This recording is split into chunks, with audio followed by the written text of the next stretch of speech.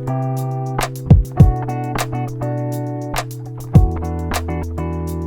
everybody, Courtney here, Smitty's Fly Box. We're just going to be tying the flying ant for the month of July. This is for our beginner box here in 2021. This is a fun little pattern to tie, super simple, but it is super effective when you're out on the river fishing. Ants are available to trout the majority of the spring all the way into the fall before the snow hits. So ants are a good option to always have in your box. I like having them kind of as a searching pattern.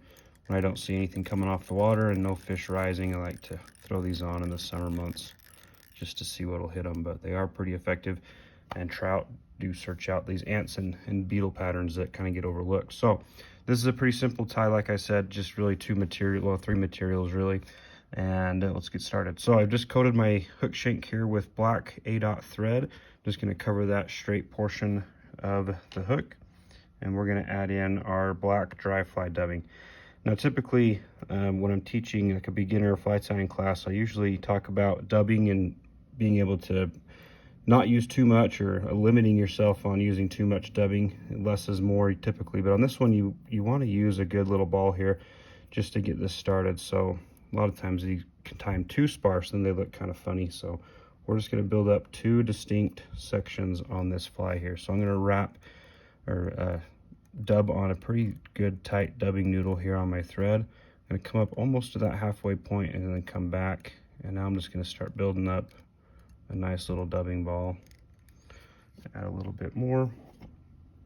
You just want those little prevalent little bodies on these ants just to kind of show forward or show through for the profile. So you can tie these down smaller. These are size 14 hooks, but you could tie them smaller if you want, size 16, or even bigger if you wanted to.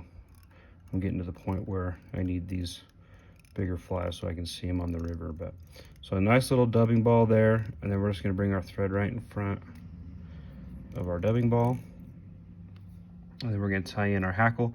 You got two colors of hackle there to match the dubbing, but when I do these black ones, the black ants here, I like to mix and match the hackle a little bit.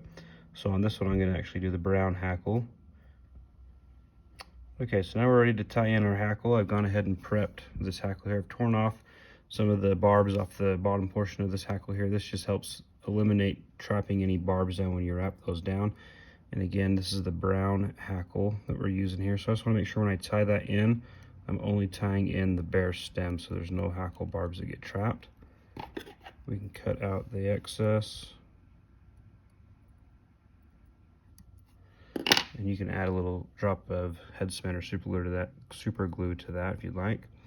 Bring my thread forward just a little bit. So we're just going to do 3 to 4 turns of this hackle here, just in this middle portion of the fly, and this just acts as the legs of the ant. And I like that brown, just kind of gives it that two-tone effect. Carefully just bring our thread up and over, and as you're turning that, I just didn't mention that when I tied it in, but you want the top of the feather facing you when you tie that feather in. That way the hackle is facing back towards the butt end of the fly. Okay, now we're ready to tie in our next section of dubbing. I'm just going to pull some of these hackle barbs back and anchor those down, and then we'll bring our thread right to here just in front of the hackle. Just gonna doctor this a little bit. Okay, so now we're ready for our second segment. So like I said, you got a couple different color variations in the box this month. You could throw on the brown dubbing here too to just make a little different colors of ants. Like I said, this is one of my favorite ones, just the brown hackle, black body, just good color variation, something a little more of a contrast for the fish to pick up on. And again, we're gonna add a pretty good amount of dubbing here for the front portion as well, and we're just going to try to match that back portion that we did. Now I like to leave a little bit of space right here just behind the eye of the hook for our wing, so I'm going to stop right there and come back, and I'm just going to work on building that front segment up. Just a nice ball. It takes a little bit of practice actually just to kind of get used to working that dubbing into a ball, but I like that profile right there. So I'm going to stop, and I'm going to add my wing in. So the wing is just white poly yarn, and I like to use this pretty a sparse amount here for these. They're just little wings. You don't need anything big and grand. It's really more for your eyes to pick up on the water. So I'll cut a section out off of our rope there, and I like just make that flush.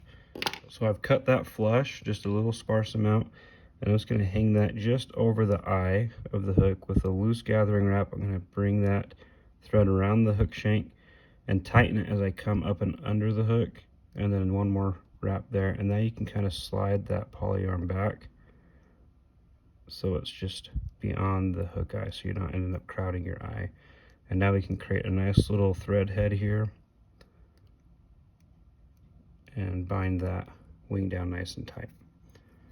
And then I always like to put head cement right there just to help lock that in a little tighter and keep it secure so it lasts more than a couple fish.